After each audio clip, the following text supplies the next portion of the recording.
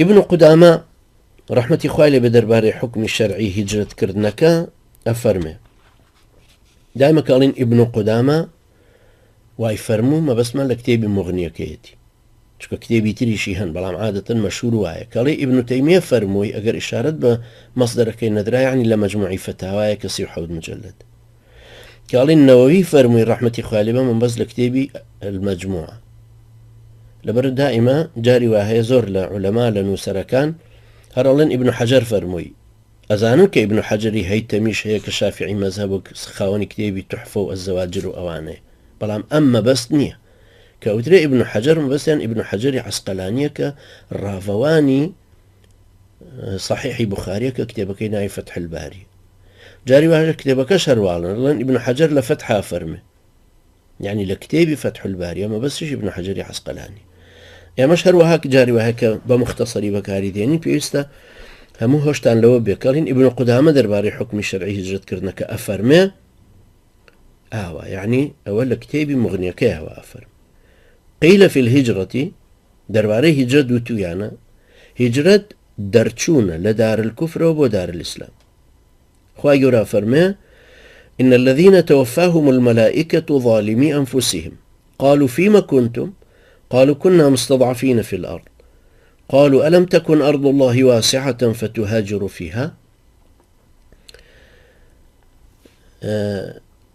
أو كسانك فريشتي جان شاشان جاني شاشاون أو أنا استمعن لأخوان كردو خواهي قورا فرمي فريشتا كان لي أنا برسن أريد شيتانا بو چارە نوستان ئەوە ڕەشە بۆ وا داماو کەوتون و لاواز بوون ئەڵەن وەڵای تر لاوازکرای وڵاتی خۆمان بووین فریشتەکان پێیانە فەرموون ئەدی سەرزەمینی خوا پان و بەرفراوان نەبوو تا کۆچ بکەن و ئەو وڵاتی خۆتان جێبهێڵن و ئەو مستەضعفێتیە لەوێ ئەوەندە تیانەمێنەوە کەوا بوو خوای گەورە لێرە ئەم گلەی و لۆمایان لێکە ئەویان پێ ئەوە قبوڵ ناکە کە بە مستەضعفێتی لەوێ ڕازی بوون و ئەو هەموو تین و فشاران لەسەر بۆ ئەوی دینەکەیان کەس بێ و ئیلتیزامە دینەکەیان یان ئامانجی دینەکە کە ئیستخلافەکەیەکێکیانە هاتنە سەر حکم و سەروەرەتی شەرع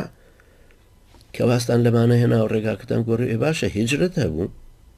فریشتەکانە فەرموون دەی باشە بۆچی بەو لاوازی و استیضعافی ڕازی بوون بۆچی هیجرەتتان نەکرد کە سەرزەمینی خوش بەرفراوە پێغەمبەری خوش عليه الصلاة والسلام لحديث صحيح كأبو داود الترمذي فرمي أنا بريء من كل مسلم يقيم بين أظهر المشركين يعني من لو مسلمان بريم تبراكم كلنا ومشركانا نشتجي بويا حكمي هجرت كردن هرماوة هجرت تا روج قيامة هرميني أو الرابوچوني أهل علم هندێک فەرموویانە هیجرەت تەواو بووە چونکە پێغەمبەری خوا صلی الله عليه وسلم فەرموویەتی لا هیجرەتە بعد الفتح واتە دوای فتحی مەکە هیجرەت نامێنێ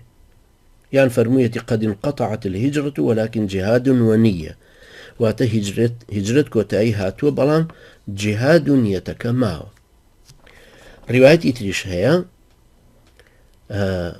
کە صەفوانی کوڕی ئومەیە ڕیوایەتەکە فەرمێ لما أسلم قيل له لا دين لمن لم يهاجر فأتى المدينة فقال له النبي صلى الله عليه وسلم ما جاء بك أبا وهب قال قيل إنه لا دين لمن لم يهاجر قال ارجع أبا وهب إلى أباطح مكة أقر على مساكنكم فقد انقطعت الهجرة ولكن جهاد ونية يعني ككاتب صفواني كري أمية مسلمان بو بيانود دين بهجرت كردن نبي تواو نابي اتر هجرتي كرد بو مدينة وهات خدمة بيغمري خواه صلى الله عليه وسلم بيغمري خواه عليه الصلاة والسلام بي فرمو أبا وهب وچي هاتوي فرمو يوتي عن دينك تواو نابي تا هجرت نكي بيغمري خواه عليه الصلاة والسلام بي فرمو أبا وهب بقرروا ناوشكاني مكة ولمالكاني خوت أنابن هجرت كردن تواو بلام جهاد نيتك ماو هجرت کردن تەواو بوو چونکە مەکەش بوو بە دارالئیسلام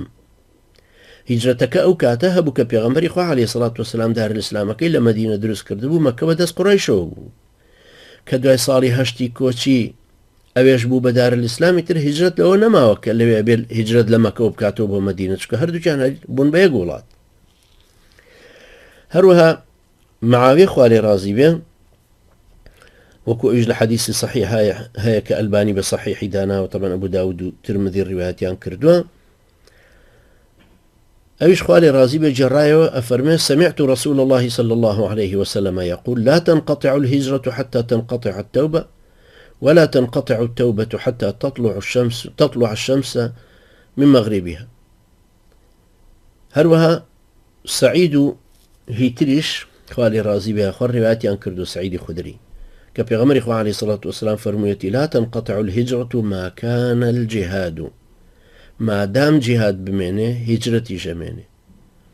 هبوني أم آية فرمودانا بردوان بوني هجرة السلمعنى كفرمي: لا هجرة بعد الفتح، ما بستي أويك الدواي أوي ولات فتح كرابو بدار الإسلام هجرتي لوناكري. بويا بصفواني فرمو هجرة تواو ما بستي كوش كردنا لمكة وبو مدينة، چونك مكش فتح كرا وبو بدار الإسلام تر هجرتي ليو ناكرتو، چونك هجرت لولاتي كافرانو أكري كولات بو بدار الإسلام تر هجرتي ليو نامن، بلكو هجرتي بو أكري. أجر من روشن بو أوش روشن بيتو كخلشي لهجرت كردن يانا سيبولن.